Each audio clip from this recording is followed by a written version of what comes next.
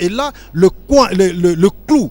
Le clou, c'est nous serons à la résidence de Papa Kisolo Kele, qui était une résidence qui avait été construite en 1963. Pour la petite histoire, son éminence Simon Kimbangu, qui est le petit-fils à Simon Kimbangu, est issu de la famille de Dialungana, et donc le jeune frère à Kisolo Kele, tous trois, Diangenda, Kisolo Kele, Dialungana, se sont retrouvés à Gombe Kintsuka lorsque le Belge avait envahi Nkamba. Et donc, à Gombe Kintsuka là-bas, la résidence de Charles Kisolo Kele a été construite là où il était, là où il a fait tout son temps, à Gombe Kintsuka. Cette résidence a été réhabilitée également, réhabilitée de fond en comble. Et ça, c'est donc ce qu'on appelle l'un des symboles de l'église kimbanguiste pour ce qui concerne le centenaire 2014 dédié à Papa Kisolo Kele. Comme vous le savez, c'est le centenaire de sa naissance. Mesdames, Messieurs, non pas simplement qu'on est allé visiter et donc inauguré par son éminence avec, comme vous le savez, quand son éminence se déplace, c'est toute une kyrielle de fidèles derrière lui. Et en dehors de ça, il y a eu la diaspora kimbanguiste de la Belgique. La diaspora kimbanguiste de la Belgique a construit pour une fois, chers amis, pour une fois une résidence, une villa au niveau d'Nkamba, Nouvelle-Jérusalem. Et comme vous savez, Nkamba est entouré de certaines cités et c'est donc à Nkendolo, pour ceux qui connaissent, c'est donc à Weno, pour ceux qui connaissent très bien le cimetière de Mamamouilou, comme on l'appelle d'habitude. Quand vous dépassez le cimetière, vous descendez un peu en amont et puis vous descendez, vous allez trouver effectivement ce que la résidence de la diaspora de la Belgique. Et son éminence également est allée non seulement inaugurer, mais aussi couper les rubans symboliques, parce que cela a été réalisé par les fidèles de la Belgique. Qui dit mieux? C'est-à-dire tout le monde ici en Kamba devrait avoir une résidence. Tout mouvement ici en Kamba devrait avoir une résidence. Toute association ici en Kamba devrait avoir une résidence. Et pourquoi pas les différents services et qui eux aussi devraient avoir des résidences, parce que je dois vous dire sincèrement, chers téléspectateurs, chers auditeurs, et qu'ici en Kamba, il s'est posé un problème réel des habitations, j'allais dire. Le logement a posé un réel problème et il y a eu des gens qui continuent de passer la nuit à la Belle Étoile parce que Nkamba ne pouvait pas contenir tout le monde. Voilà pourquoi chaque résidence correspond également à chaque association, à chaque mouvement, à chaque service et qui font partie de la structure de l'église kimbanguiste. Mesdames, Messieurs, après ces différentes activités matinales de ce vendredi 14 février 2014, donc le centenaire, la troisième journée du centenaire des papas Kisolo Kele Charles et Kisolo Kele Daniel, va également connaître le culte. Le culte, nous sommes dans le temple, comme vous l'imaginez. Les fidèles commencent à prendre part, à prendre place dans les différentes places. Donc, vous allez constater que l'organisation va démarrer à partir de 10h30, 11h. 11h, nous allons être en direct avec vous à partir de satellite. Et je vous donne les différentes fréquences et les données satellitaires. Nous sommes sur T11.N. 29.30, c'est ça le code pour lequel nous sommes sur la satellite. La fréquence de réception, c'est 10.986.75 MHz. Je reprends, fréquence de réception 10.986.75 MHz et la polarisation verticale. Et nous sommes avec nos amis de Renatelsat qui nous permettent d'arriver chez vous, la Ratelki, pour vous servir. Elle s'est servie également de la Renatelsat. La Renatelsat qui est notre partenaire dans le cadre de la retransmission en direct d'Nkamba. C'est une première, ce dont nous remercions non seulement les autorités de la Renatelsat, mais également le gouvernement qui a permis à ce que nous puissions être dans vos salons, à travers vos maisons, pour que vous puissiez nous suivre en direct d'Nkamba. En direct d'Nkamba. L'équipe de Renatelsat est composée avec sa valise satellitaire et donc composée de Kukatula Machilo Cephas, qui est le directeur commercial. Vous comprenez ce que ça veut dire, et qui est d'Aïssi Oudessi Kembela Thomas, sous-directeur d'exploitation. Nous avons Yenga Make Bajino, chef d'équipe, station mobile. Et nous avons mademoiselle Bongidi Bukanda Laetitia, adjointe station mobile. Donc avec cette équipe, la Ratelki, comme vous le savez, est en train de vous arroser en direct d'Nkamba Nouvelle-Jérusalem. L'église Kimbangiste n'a qu'un seul siège en Kamba Nouvelle-Jérusalem, où nous nous trouvons maintenant et où nous vous diffusons en direct les événements liés au centenaire de Papa Charles et Kisolokele Lukelo Daniel. Comme vous pouvez l'imaginer, l'église Kimbangiste, elle est indivisible, elle est une et indivisible. Et donc cette église Kimbangiste, qui a comme siège, je vous l'avais dit, en Kamba Nouvelle-Jérusalem, n'a qu'un seul chef spirituel. Pour rappel, vous le savez, que au décès de Papa Dialungana, Salomon Kangani, il avait déjà préparé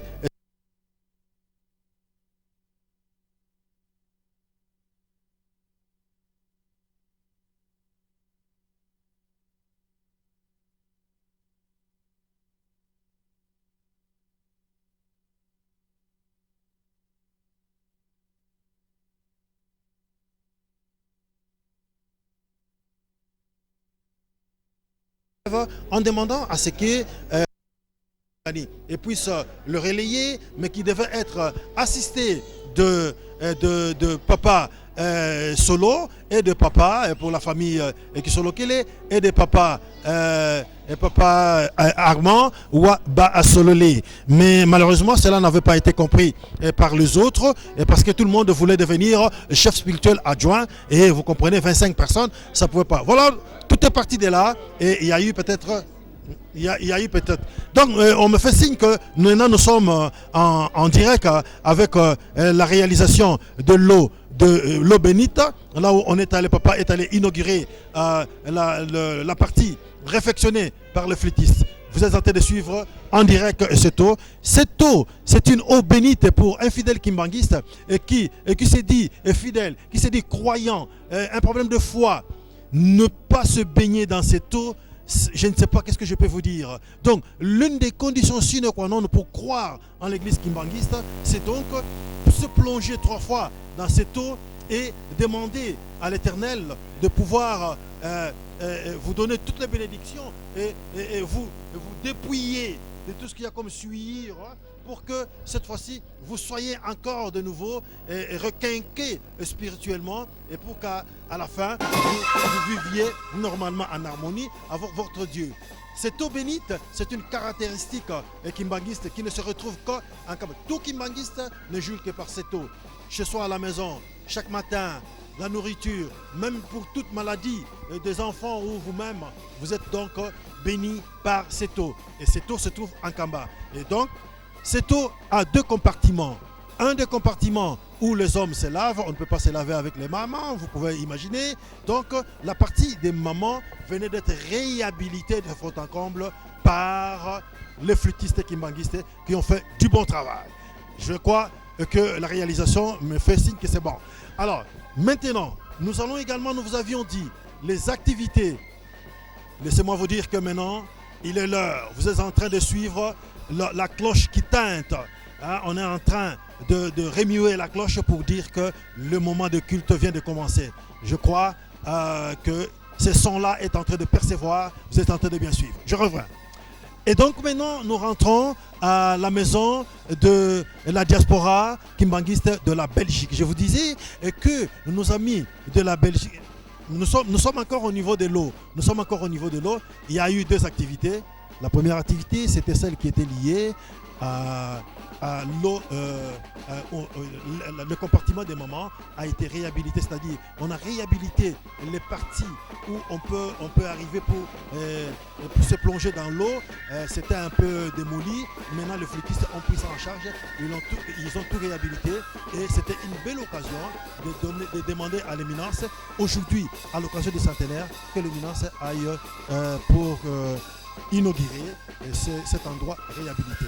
Et donc maintenant, nous allons avec son éminence à la résidence de la Belgique. Nous sommes toujours dans l'eau. Voilà. Ok. Maintenant, après l'eau bénite, son éminence s'est rendue tout droit à Oueno.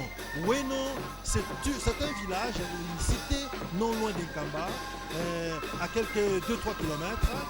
C'est là où la diaspora kilmaniste de la Belgique a bien voulu réhabiliter, en fait construire une villa. Et cette villa également devait connaître l'inauguration et la coupure de ruban symbolique par son éminence. Au même moment, quand il a terminé à inaugurer l'eau bénite, et il est passé, je dis, pas inaugurer l'eau bénite, mais inaugurer la clôture qui avait été démolie et réhabilitée par les flûtistes. Les flûtistes ont bien voulu comprendre ça. Donc, maintenant, c'est eau bénite, il a terminé, il a fini à inaugurer. Les fidèles également l'ont accompagné et vous êtes en train de suivre ce qui se déroule.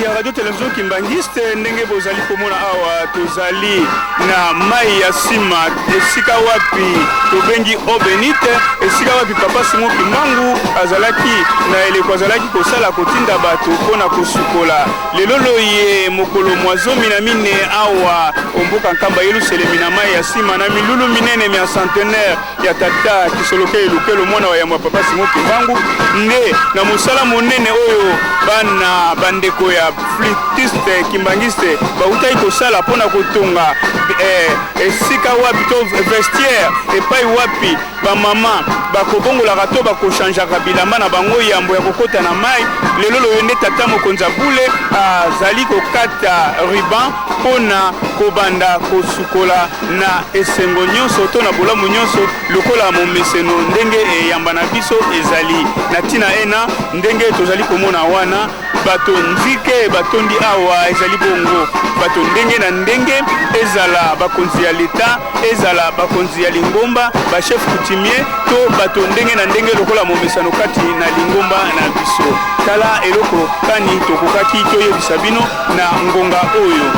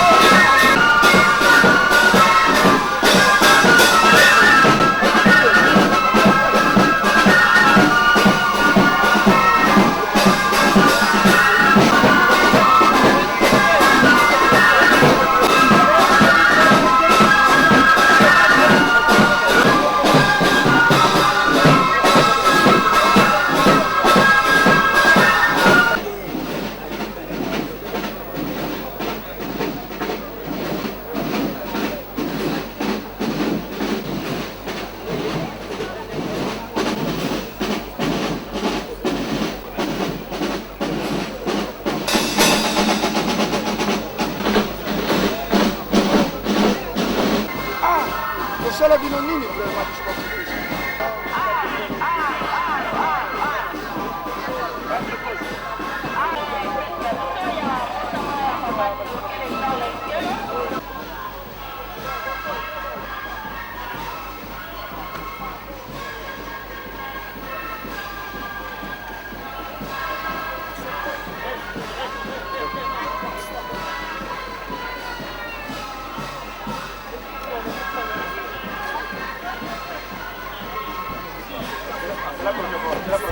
Pasika bamekwenda sibula bayinzo yina pesa menaka kenyekwa na bampangi na bete ba flûtiste to friki kimbangiste yina nde mekatuka na kubongisa maza yango bamekatuka na kubongisa yango kote ya bapapa na kote ya bamama samu na nini ya vwanda pepe na ntango batuka na kosukula bavwanda na kakalakani ve ni yao kilombo ya bubu nde tata Simon Kimbangu kyanga tata Mfuma Longo kwendaka kuna samu na kwenda kuzibula bamielo bantu babanda kusukula to kuyobila na mutindi mosambote voilà papa Simon Kimbangu kyanga tata Mfuma Longo mekatoka na kokita yanzina benike na kumona kuna bifikula ntwala bifikula na beno andike na kukwenda kisika nike baka kifulu samu na njibili ya maza kuna yake président général ya Fliki yandinde mutu mefuka masama na kuyamba papa Simon Kimbangu kyanga ni na kokotisa yandi bande ko bolingo ndenge tozali koyebisa bino ete wane ezali tata Mfuma Longo papa Simon Kimbangu kyangani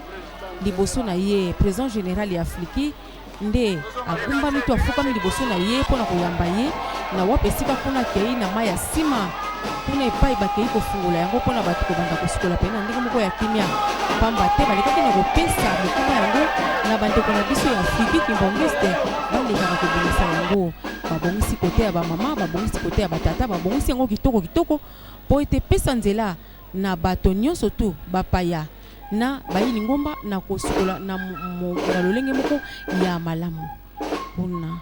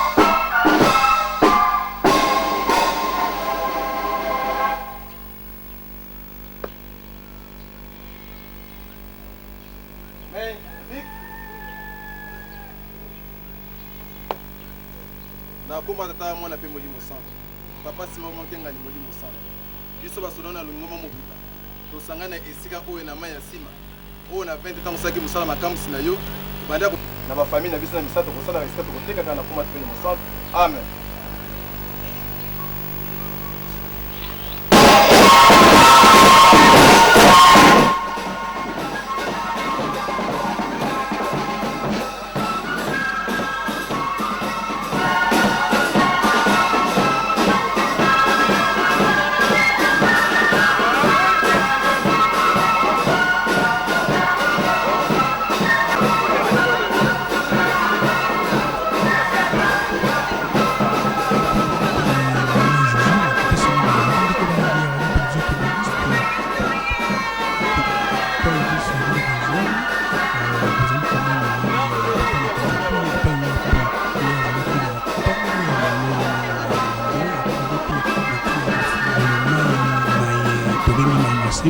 Ozali komona wana bato nzike bautaki bipai na bipai tomona kibongo directeur général ya ISTA pe mama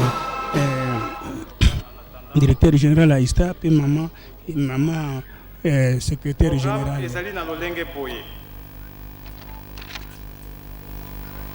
moyembi si ya nzembo akobanda na kopesa biso loyembo ya bato banso libondeli ekofungwama na mama nde bakotangela biso mokanda mwa nzambe na nsima ya mokanda mwa nzambe libondeli ya tata biso azali o likolo nsima na yango baye basali likambo oyo toyeli awa baflitiste baza na liloba oyo bakoloba epai ya tata mokonzi ya bule président général ya Fliki akotonda maloba ya tata mokonzi ya bule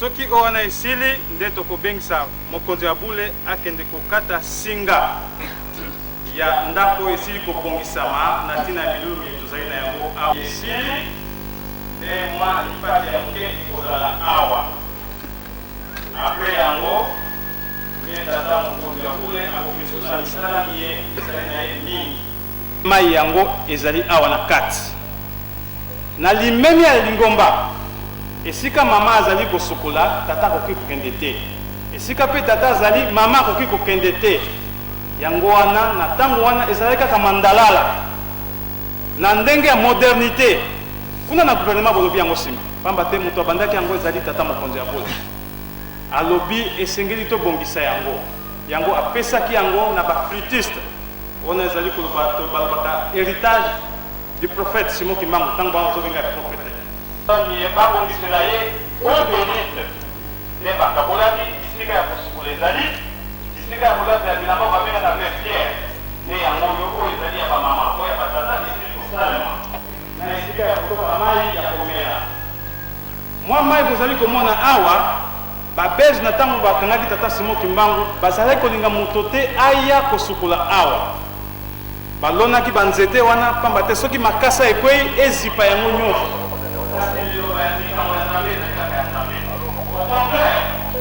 banzete wana misisa ekati mabele po ete mai mabele esokona te mpona kosuka mai me na ntango azali kopekisa bato mama moto atikaki awa na bana na ye awa basoda bazali kovanda libolo ya banzete wana ntango bazali koya na butu mpo baya kosukola magorodo bandibandi kosala korala awa kola bakobima bango bakoyeba te na ntongo bakoya kotala ezali kaka intact donc yango wana kama toyebi awa ezali mpona koinogire vestiaire oyo ezali ya bamama ya batata ezali pa mosusu nakanisi mwa ndambo nde topesi yango wana mpo toyeba nini toyei kosala awa lelo nde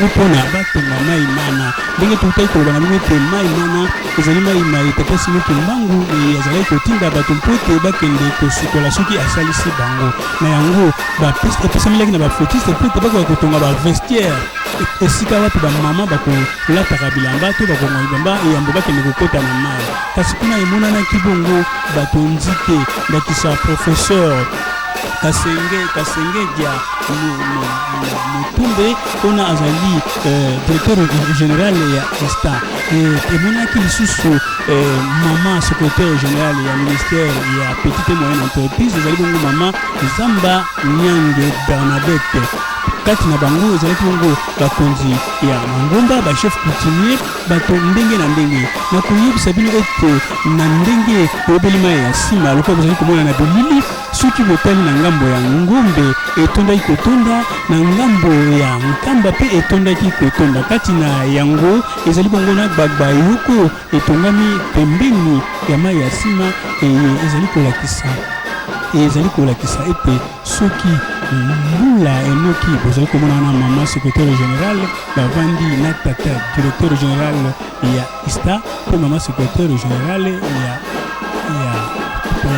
ministère ya petite et moyenne entreprise kati na yango mpe emonanaki bongo bapesi malako na tata mokonzi abule tata simikangani ezalaki bongo tata Regan mpe mama Batiadi Suzanne bango banso bazalaki wana ezalaki bongo président ya collège ya RDC ya Ngola mpe emonanaki lisusu ya Brazzaville emonanaki mpe bongo représentant ya ville bato nzike lokola ndenge nazali koloba na bino oyo bozali komona wana lipinga ya bandeko ya Belgique balati pantolo ya pembe mpe nini ya mai ya pondu omoni komona wana gbagba yango wana etongami mpona kolongwa na ngambo ya nkamba mpona kokende na ngambo ya ngombe kecuka ezali makambo minene maselemi to mikolo miye mansomana mabongisami mpona kopesa likabo na tata ya kisoniko elotelo na milulu minene ya centenaire na yango moto akataki singa bongo ezalaki mama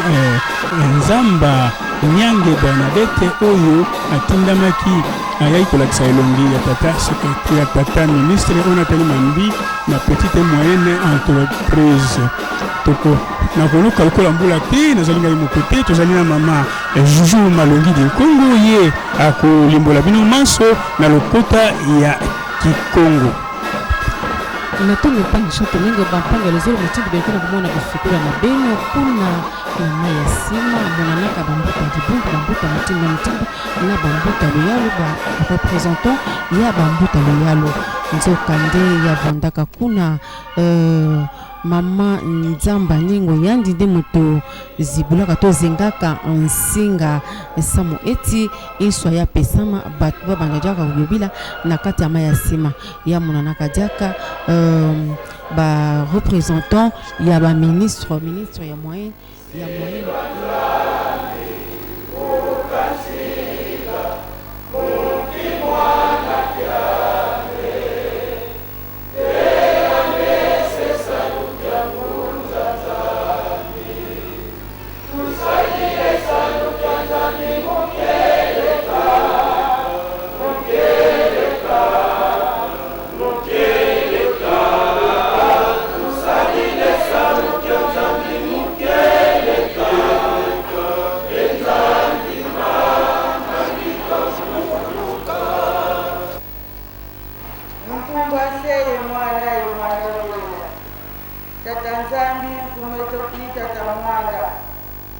kufuka mene mumakumu mumeno kwa bino batatu bandongo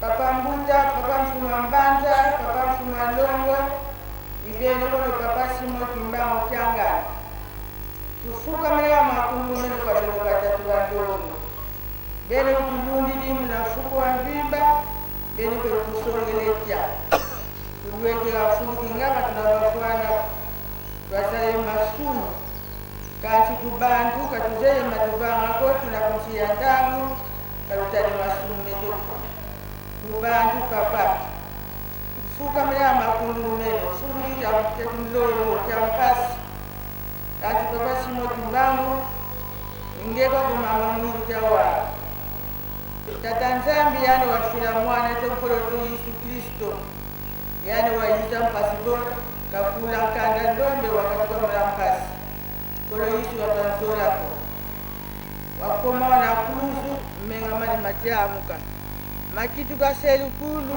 nzaya mvimba bikongo bya banza makuwa matatu kongo braza kongo Angola mbanza kiutomba tukuta kana afuwe kiki papa simo kimbala kolo Yesu yani ko monongeli kabi kwenda kile savwana ko siado masuni wakati moma limubanga mono yanu kiza yanu mubanga mo papa simo kimbangu mwini mpasi nyoka mani kalanga kozo yangu kasi mama wangulo Yesu imana kalanga wakiyekola kuku yemni konsontamu kasi mpasizani mvula zani kuna papa zulu yenza sida yoka katika ila kisono kimosika sikuko mara mawakubika kozontangu kifutira ngama papa kama fulukiki uzei fulukiki kila mpasi kitetu kati bazaya samanzambi bakigana fuku yemwini kozontangu bafukikwiza yebela mara mila yako ensatu na uduaka fulukiki lombele yebele pasizime rantangu ina papa katokizaya ibumbi lizibukiti mama mwilu jawanga yani go ntangu siyafana dibumu siyazibuka chikinsi makono simalwaka muyebuseli muna wafunduki fuja ndongo fuja kilo kalutali masumu tala bimbe tala mpasi mamingi matukondo rufua maladi nzala bitumba ndita malema kasi fuluki wa kuliga to papa na mpasi zikeze wa fulukiki rusansu la lunene kasi mulukia ulumuna wa kuligila jo belo kota tunga twadikila twavuika papa tululombe kwa bano batatu bando papa mbuta lubutu kulange sikinsi niku kini kutadi masumo medio fulu kita ira maodia mulyanji wena mnampasi na luaka fulu kutistambila kutikota mnamaza papa mukatula bimbevu bya wonzi tantu tanwanisa yani vangwa alisa sunange njambo wawowadi vangwa wakanikina disiki malembo lenda beto bene mdenamo mukitufutibakila mnabisama mawantu mana wafulukiki bene kota tunga twadikila mnampasi na zulumwini papa simo kimbao kyangala amamwili wa mwanampasi ukatala mfuma mbanza tangu siyafana dibusu ya zibuka yangani sikalenda yambuja kwa kuluganga mpasi tansi mulukja ulumu mna mpasi zikambwa mna mama mwilu afulukja kwa kwa fulungu mamingi tulensa talomba kazaye tona dike mama wote mabanga mafulukiki kamulendike tu mama tulombele matulembelomba tusidi vuvu sitwatamulamu zola kwadono batatu bandongo se mwana ye mwanda pelela tulombela maonzi amen. Yembo ya bayuda kama moko tuku mibale na mibale tokobana na nzela liboso kino nzela libwa tobande kotanga na kombo ya tata ya mwana pe tata Molimo Santu mono ya yanga la labu ya kambo avo tuendino kunzo amfumu malume tumetikota mumielu myaku Yerusalemi ngeyumba nze ato matungwa kwa Israeli muziti sankumbwa mfumu kadi muna byandu bya lukongololo ibyandu byanzo a Davidi lulombila Yerusalemi yenge inga bazolanga dio bikabatoma nitu bika yenge kyakala Mungu di atungu twako yentomoso mumavula maku mudiambu dia mpangi zami yebakundi bami ngina kuvovela yenge mudiambu dia nzo amfumu nzambi eto nzole kutombela lusaku munu muna nkumbwa seyo mwana Plevan Long amen tutela matusambe tuswa bika kimfumu kyako kiza bika luzolo kuluvanga mavantoto boso muzulu dia kwetu kwa lumbu tuvana lumbu eki utu yangu ila mfuka zetu boso betu yangu ila watu kulifuka kifumu yengolo yenkembo byanvu yamvu muna nkumbwa seyo mwana Plevan Long amen Anza mambu manza yai kinga madizulu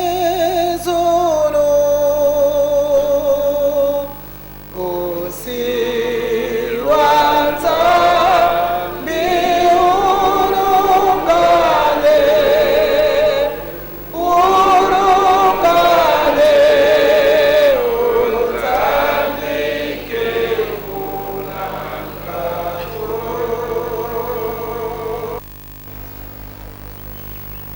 nzambe na biso toye liboso na yo tozali basumuki limbisa biso sembola mwa mongongo moke mpe kolakisa mpe kolela mai mazangi biso mpona bandeko oyo baye kokutana mbala liboso awa misala oyo bomoni ezali misala ya kobongisa bavestiere tonongiraki liboso parti ya liboso oyo ezali kosepare kote ya bamama mpe kote ya batata nde toye kobanda kosilisa ndambo oyo ya bapapa nde misala oyo bomoni ebandaki le 2 novembre nasalanga oyo makolo ekoleka nde lelo bomoni ndenge resultat oyo emonani awa ezali papa conseiller direct papa mbeza yende nasalaki oyo yende nasalaki misala oyo bozali komona na loboko na ngai ya gauche azali pe kodirige batravaux ya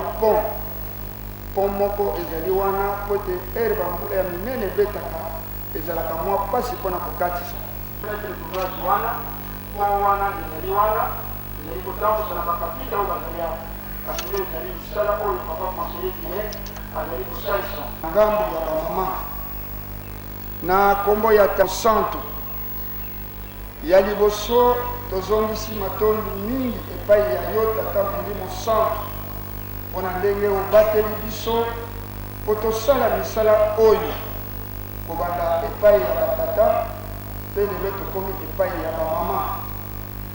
Ya mibale tozongisi matondo mingi epai ya papa conseiller direct papa Mbenza. Misala ya mai ya nsima oyo tozali komona lelo mpe totie ilikia ete tokozwa lisusu lisungi ya baconseiller direct nyonso po ete misala oyo ezali kaka kokoba.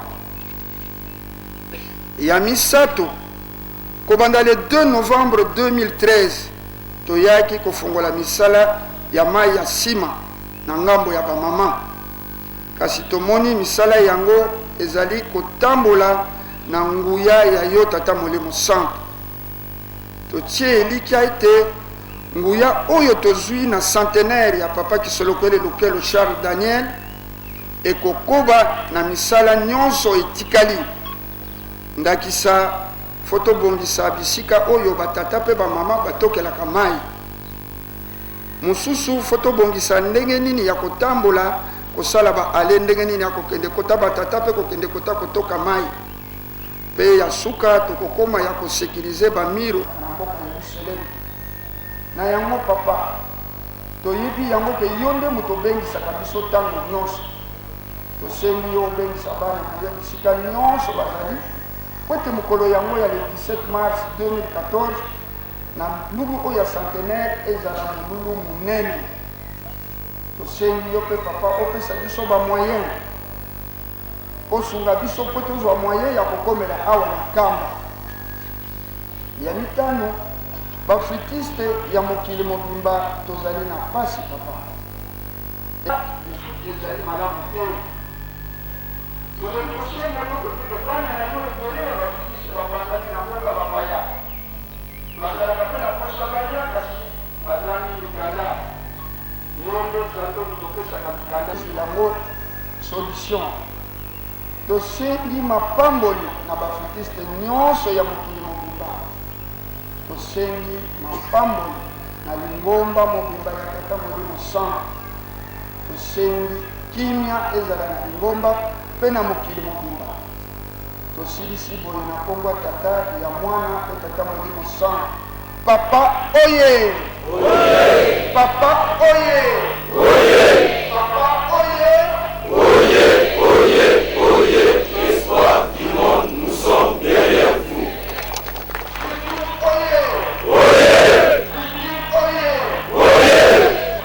Oye! Oye! Oye! Héritage du Saint-Esprit.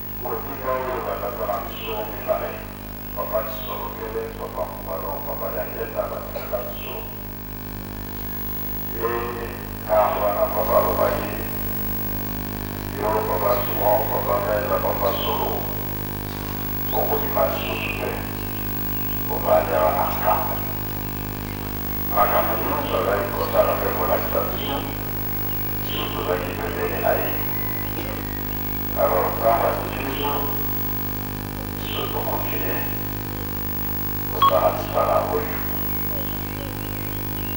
yango lela sike yo moko tokamumanga azala koloba mopaya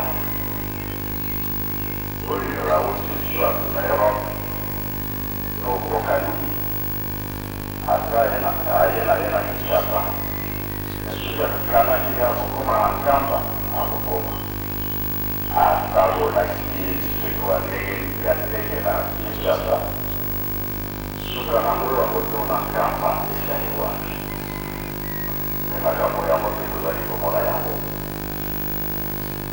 eleko motu moyiku ikasi programe na ye ya nkamba akozongela Kinshasa te kino kokoma na nkamba te asipepeti oyo nyonso oyo bakaki na teko na preparango na Ajax na oyo mpe Ajax kaka mtoto kofunga na wosi maya komande bafiki ndenge oyoki na biso ezali bongo alors nakalelaki mandalala sikoyo tozali projet bien mpona kosokola mpe ya kochange laba tozali kokokisa moke moke po mokili ekoya awa bamoko ekoya te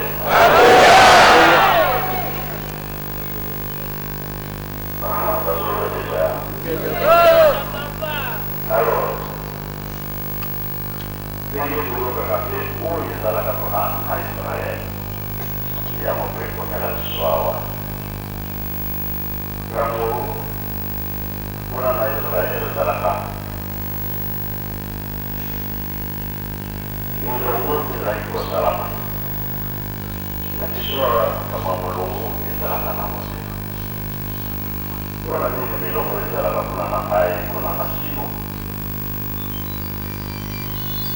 ntango wana ange soki alingisi mai oyo okota liboso te ya supapanga oyo yesu oyo okutala ele na molongo un mois kotala na ye na mai te azela matoko mai kolotama komesika wana ye moko na baokota na ye lisusu bazwaka mapanga ntango wana mpe bato nyonso bakala moko na biso oyo ntango na biso ezalaka te ye ange aya kotikisa mai ezala kutu ezala moi ere nyonso kotika yo sokoli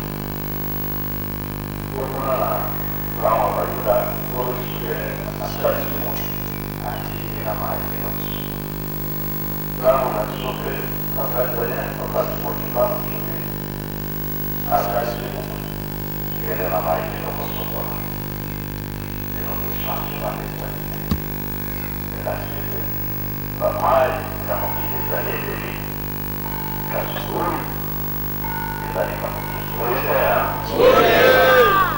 kaka mosambeli na yo okoti na mai ebana lete ezala malade ezalali esikani na mai mosusu na yo ekosi na motima na yo alors mai tomemaka na bandako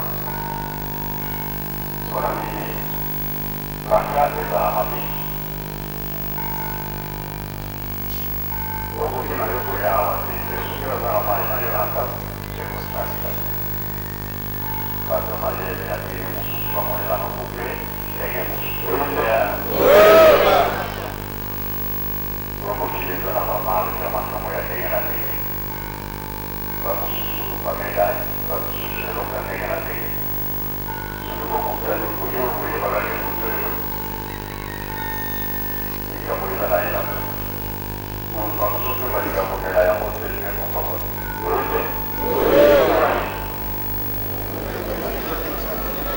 ezangala mondele moko ayatewa ye alobi na kokondananga na mai te asiki awa ezenge bale ya baetan ezali asifika mosaka na medali azali nango elongo wakazaka conscience ezalaka awa na kata